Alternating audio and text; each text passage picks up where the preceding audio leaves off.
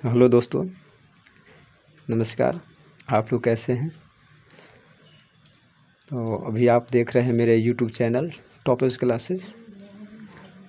और ये रेलवे सामान्य ज्ञान अध्ययन का इससे पहले हम एक वीडियो बनाए थे, और उससे ही आगे आज हम कुछ नए सवालों के साथ जो है आगे बढ़ने की कोशिश करते हैं।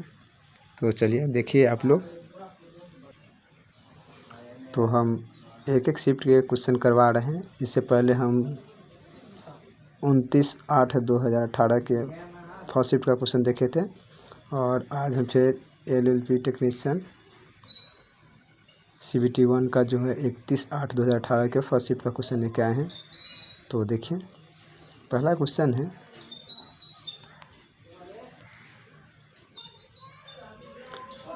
प्रकाश की गति अधिकतम किसमें होती है? तो निर्वात में। प्रकाश का अधिकतम गति किसमें होता है? तो निर्वात में होता है।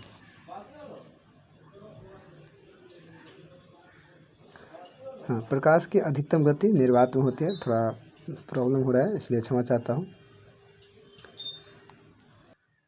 चलिए, तो प्रकाश की अधिकतम गति निर्वात में होती है। सोना धातु मुक्त अवस्था में पाई जाती है। को पूछेगा कि कौन सी धातु है जो मुक्त अवस्था में पाई जाती है? तो सोना धातु है जो मुक्त अवस्था में पाई जाती है। वर्तिकाग्र, ये अंडप का एक हिस्सा है। वर्तिकाग्र क्या है? ये अंडप का एक हिस्सा है जो प्राग के लिए ग्रहणशील संरचना के रूप में कार्य करता है। वर्तिकाग्र ये अंडप का एक हिस्सा है जो प्राग के लिए ग्रहणशील संरचना के लिए रूप में कार्य करता है। प्राकृतिक गैस का निर्माण मृदा के नीचे जल में जैविक पदार्थों के अपघटन के द्वारा होता है। कहता है कि प्राकृतिक गैस का जो निर्माण है मृदा के नीचे जल में जैविक पदार्थों के अपघटन के द्वारा होता है। अपघटन का यह कार्य क्या कहलाता है? यह अवायवीय बैक्टीरिया द्वारा होता है।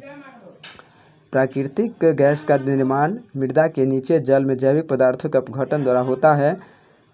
अपघटन का यह कार्य अवायवीय बैक्टीरिया के द्वारा होता है। हाइड्रा का शरीर कोशिकाओं के 2 परतों से बना होता है। पूछेगा कि हाइड्रा का जो शरीर है वो कितनी कोशिकाओं के द्वारा बना गया है? तो ये हाइड्रा का जो शरीर है ये कोशिकाओं की 2 परतों से बना है। हाइड्रा का शरीर कितने कोशिकाओं से? तो 2 कोशिकाओं से बना हुआ है। जीवाश्म ईंधन में कार्बन और हाइड्रोजन प्रचुर मात्रा में पाया जाता है। जीवाश्म ईंधन में कार्बन और हाइड्रोजन की क्या होता है? प्रचुर मात्रा पाया जाता है। मैग्नीशियम नाइट्रेट का सूत्र जो होता है Mg3Na2 होता है। मैग्नीशियम नाइट्रेट का सूत्र क्या है? तो Mg3Na2 होता है।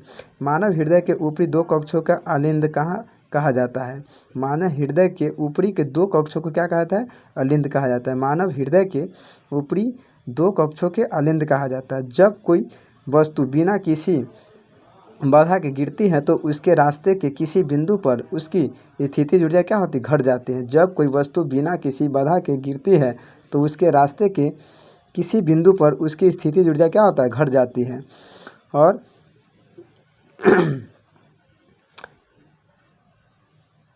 जिन तत्वों में संयोजी इलेक्ट्रॉन p उपकोष में प्रवेश कर जाते हैं उन्हें p ब्लॉक तत्व के रूप में जाना जाता है। कहता है कि जिन तत्वों में संयोजी इलेक्ट्रॉन p उपकोष में प्रवेश कर जाते हैं उन्हें p ब्लॉक तत्व के रूप में जाना जाता है। मानव कोशिकाओं में लिंग गुणसूत्र की एक युग्म उपस्थित होते हैं। मानव कोशिकाओं में लिंग जो होता है लिंग गुणसूत्र के एक युग्म में उपस्थित होता है। ZnCl2 की आणविक द्रव्यमान जो होता है इकाई 137 यूरेनियम होता है। कहता है ZnCl2 का जो आणविक द्रव्यमान इकाई होता है 137 होता है। तो LLP CBT का हम दूसरा सेट देख रहे हैं यहाँ पे, सेकेंड शिफ्ट का है। कहता है कि यदि एक वस्तु का संवेग t गुना कर दिया जाए तो इसकी गतिज ऊर्जा क्या होगा? मूल मान का 9 गुना हो जाएगा। यदि एक वस्तु का संवेग t गुना कर दिया जाए तो इसकी गतिज ऊर्जा मूल मान का 9 गुना हो जाएगा। मादाओं में अंडाणु उत्पादन की प्रक्रिया को अंडजनन कहा जाता है। मादाओं में अंडाणु उत्पादन की प्रक्रिया को क्या कहा जाता है? अंडजन कहा जाता है।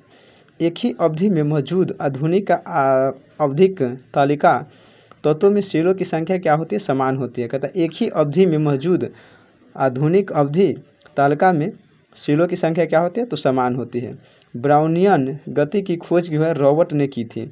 कहता है ब्राउनियन गति की खोज जो होता है रॉबर्ट ने की थी।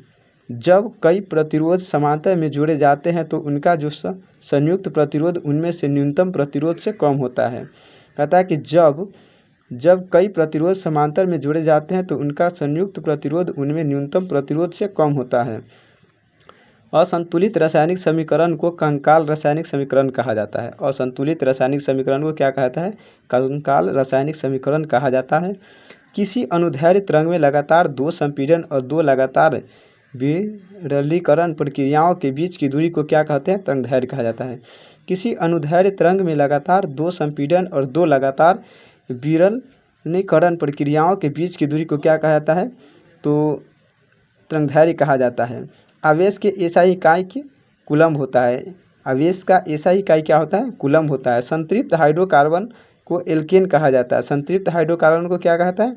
एल्केन कहा जाता है। विटामिन डी की कमी से रिकेटस बीमारी होती है और विटामिन डी जो प्राप्त होता है वो कहाँ से होता है?